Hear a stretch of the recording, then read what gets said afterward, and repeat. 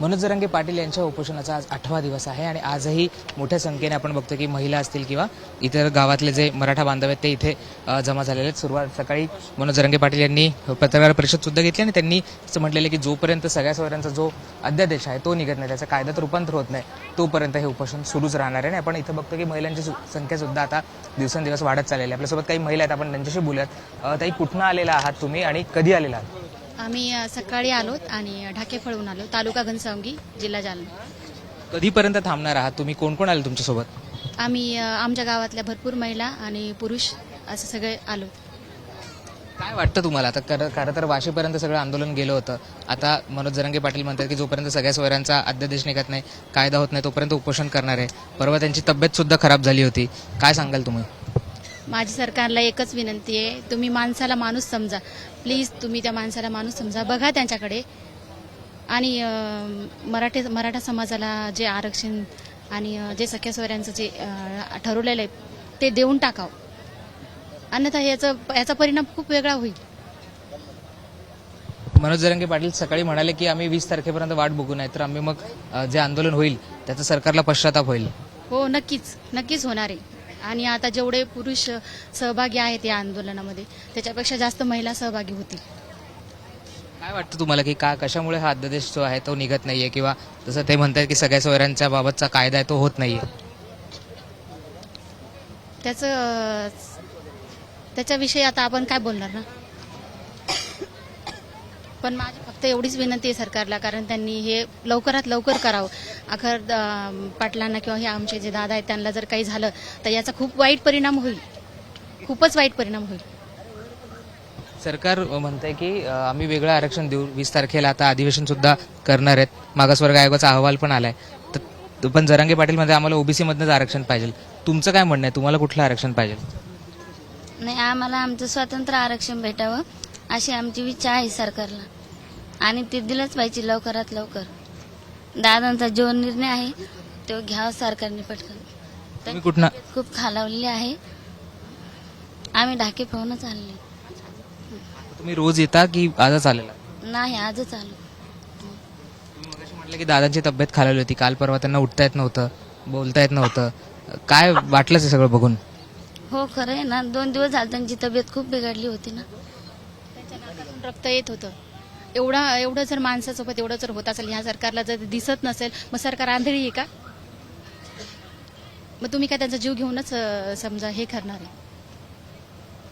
20 तारखेला आंदोलन करायचं म्हणतायत, परत सगळं जर नाही अध्यादेश निघाला, कायदा निघाला तर आम्ही जाऊ म्हटले परत एकदा मुंबईला, तर तुम्ही सगळे जाणार सोबत? हो, जाणारच। सरकारने त्यावर पटकन निर्णय घ्यावा, आता नाही दिलं तर आम्ही जाणारच आहेत मुंबईला। हो। तुम्ही कुठनं आलेलात? हो। काय वाटतं तुम्हाला की होईल, काही अध्यादेश निघेल, काही होईल जरांगे पाटलां? कारण मराठा समाज पण खूप संतापलेला आहे आता, आणि होणारच आहे ते। दादा म्हणते ते होणारच आहे। सरकारने माझी एवढीच कळकळीची विनंती आहे, सरकारने एवढा लवकरात लवकर निर्णय घ्यावा आणि दादांचं पण ऐकावं। त्यांची पण तब्येत खूप, आता त्यांना पण साथ देत नाहीये, पण आता सरकारने तेवढा लवकरात लवकर होईल तेवढा निर्णय घ्यावा। पाटील साहेब म्हणतात की 20 तारखेला जर निर्णय नाही आला तर आम्ही परत मोठं आंदोलन करू ना। आम्ही पाठीराखा राहू त्यांचा, त्या आंदोलनामध्ये आम्ही सहभागी राहू, आम्ही यायला तयार आहेत, माघार घेणार नाहीत। आमची हिंमत आहे, त्यांच्या पावलावर पाऊल टाकण्याची आमची ताकद आहे। त्यांना ईश्वराने शक्ती द्यावा हीच मागायला होतं आम्ही, त्यांचं आरोग्य चांगलं राहावं, त्यांना शक्ती भरपूर मिळावं, पण त्यांनी विचार करावं, लवकरात लवकर आरक्षण द्यावं ही आमची त्यांना विनंती। काल मुख्यमंत्री पण म्हणाले आम्ही प्रयत्न आमचं चालू आहे, आम्ही अध्यादेश काढतोय, आम्ही अधिवेशन घेतोय, त्यांनी पण आंदोलन करू नये असं आवाहन केलं त्यांनी। नाही, पण आंदोलन मग आता आंदोलन करायची वेळ आणू नये, त्यांनी आंदोलन करायची वेळ त्यांनी आणू नये। त्यांनी जर आरक्षण दिलं, आंदोलन करायची वेळ कशाला येईल? देऊन टाकावं ना त्यांनी पटकन।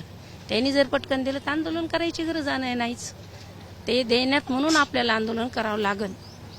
त्यांनी निर्णय लवकरात लवकर घ्यावं ही आमची महिलाची सुद्धा नम्र विनंती। ते सगळ्याचा जीव आहे, प्राण आहे, त्याचा प्राण आणि आपला प्राण एकच आहे, त्याच्या प्राणाला आपली साथ आहे, जिथं ते पाऊल टाकेल तिथं आमचा पाऊल आहे। तुमच्या गावात काय परिस्थिती आहे? कुणबी सर्टिफिकेट मिळत आहेत, नोंदी सापडतात? आमच्या गावात अजून काहीच नाही सुरू, आमच्या गावात काहीच सुरू नाही अजून, आणि नाही बी आमच्याकडे मिळालेलं कोणाकडेच। इथं एक आमच्यापाशी एक जायकुवाडी म्हणून आहे, तिथं मिळालेली, इथं पण आमच्याकडे नाही अजून. आमच्या सावरगावला झालेलीच नाही सुरुवात अजून, आलेलंच नाही. म्हणजे आमची नोंद करून दिली पण मिळालेलं नाही.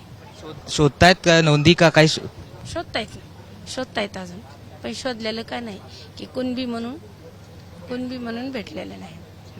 तर तुमच्या गावात मध्ये काय परिस्थिती आहे? तुमच्या गावात नोंदी मिळत आहेत, नाही मिळत आहे, काय झालं? आता जवळजवळ नाही म्हटलं तरी 1 महिना होऊन गेल्या सगळ्या गोष्टींना.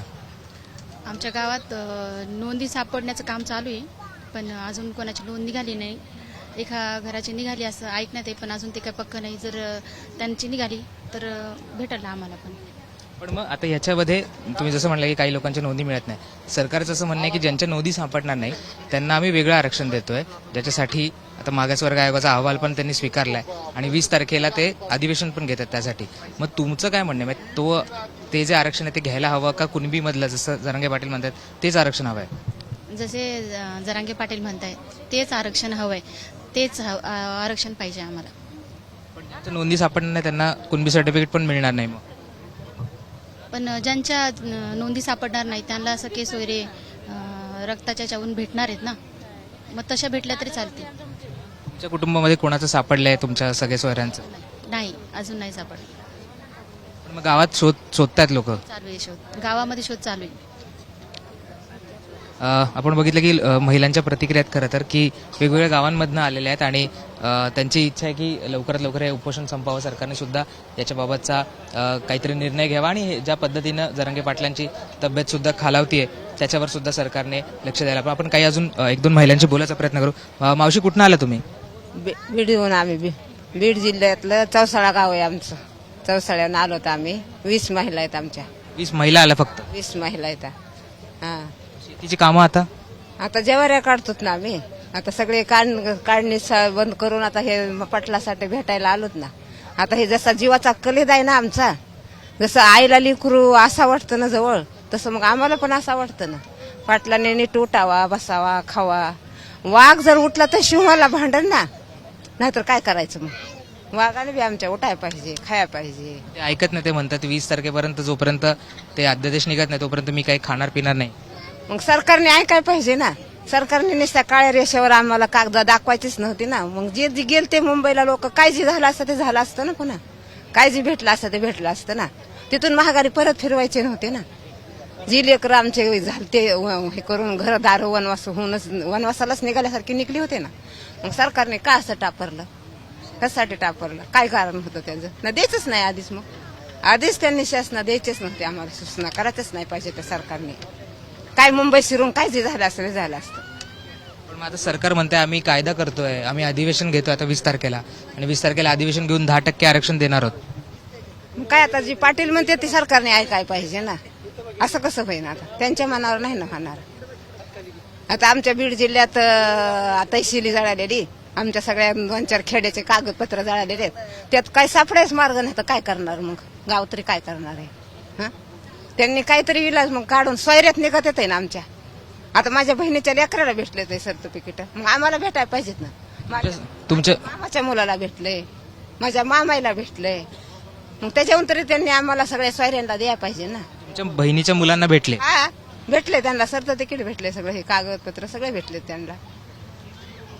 मग सरकारने असं नाही ना, त्यांनी आडवं नाही आणायला पाहिजे. असं हे पाटलाला असं नाही इतकं त्रास द्यायला नाही पाहिजे. हा, तुमच्या गावात किती लोकांना मिळाले सर्टिफिकेट? काय तुम्हाला? त्याला 2-4 जणांना भेटले फक्त आमच्या गावात. आणखीन आणि कुणाचे नावच नाही निघालेले. नाव तहसीली ते कागद जळाले, तहसीलीतून सापडायच तरी कुठले? तहसीली जर जळाली तर सगळ्याला माहिती, सगळ्या सरकारला माहिती आहे बीडची तहसीली जळाली, त्यातले कागदपत्र जळालेले आहेत ते. पण ज्यांना मिळाले त्यांच्या सगळ्या सोयऱ्यांना दिलं का? मग नाही दिलं? नाही भेटलेलं आणखी, नाही दिलेलं. कुठं दिलं ते आणखी? आता आमच्या पाहुण्यारावळ्याला भेटलं तर आम्हाला काहीच भेटा ना. तुमच्या पाहुण्यारावल्यांना भेटलं पण तुम्हाला नाही मिळालं? नाही भेटलं. मग ती उलट नाही म्हणतात ना तसं. मग आता उलट आहे का हे? तुम्ही अर्ज केला तरी ते दिलं नाही? नाही, आणि अर्जच नाही केलेले आम्ही, नाहीत अर्ज दिलेले आणखी. हा, तर सरकार म्हणलं की ज्याच्या सगळ्या सोयऱ्यांना मिळेल, पण वडिलांकडच्या, आईकडच्या नाही. त्यांना जर त्यांनी दिलं लिहून अर्ज केला तर देणार ते. वर्डाकडचे बी निघाले तरी कुठं देतात ते? वर्डाकडच्याला जरी वर्डाकडचे बी पाहुण्यारावळ्याला निघाले ते ना, पण कुठं भेटते? तसं नाही म्हणतात ना ते. सरकार तसं कुठं देत ते? ह्यातच निघालं पाहिजे म्हणतात ना, तुमच्या भाऊकीत निघालं पाहिजे, तुमच्या असं खानदानीतच निघालं पाहिजे. मग असं नाही निघालं, असे कागद जाळायला कुठलं निघाल? आता 2-4 खेड्याचे कागद तहसीली जळालेले येतात, कशा निघाल? आता ह्या लेकर आमची शाळा शिकून हिंडत येत आहे. मग आता सरकारने आता काय लय दिवस झाला, हे नगरपशी एका खेड्यात मुलीने फाशी घेतली, तिने 6,000 रुपये त्याच्या आईवडिलांनी भरले. पुन्हा तिला पैसे भरायनात म्हणून तिने चिठ्ठी लिहून ठेवली आणि मिली ती. ही कुठली भरायची? मग सरकारने ह्याचा कसा निर्णय नाही घेतला? एखाद्याच्या लयच गरिबी असते तर मराठी असले म्हणून काय झालं? काहीतरी त्याचा निर्णय करायला पाहिजे ना सरकारने. तर खरं तर या प्रातिनिधिक प्रतिक्रिया आपण महिलांच्या बघितल्या. त्यांचं म्हणणं आहे की मनोज जरांगे पाटील म्हणतील त्याप्रमाणे आम्ही पुढची सगळी कारवाई करू. जर त्यांनी 20 तारखेनंतर आंदोलनाची हाक दिली तर पुन्हा एकदा आम्ही मुंबईमध्ये जायला तयार आहे. पण काय महिला सगळ्या शिरणार आहेत आता महिला बी शिरणार नाहीत. आता तरी गडी शिरले, पण आता महिला बी शिरणार आहेत. हा, ते शेळ्यान काम पण महिला निघणार आहेत आता. हे 100% महिला निघणार आहेत आता गावगावच्या. काय सरकारला न्याय करायचं ते करीन, आणि त्याच्या दारात जाऊन काय होईल ते पुढचा प्रश्न राहिला आहे.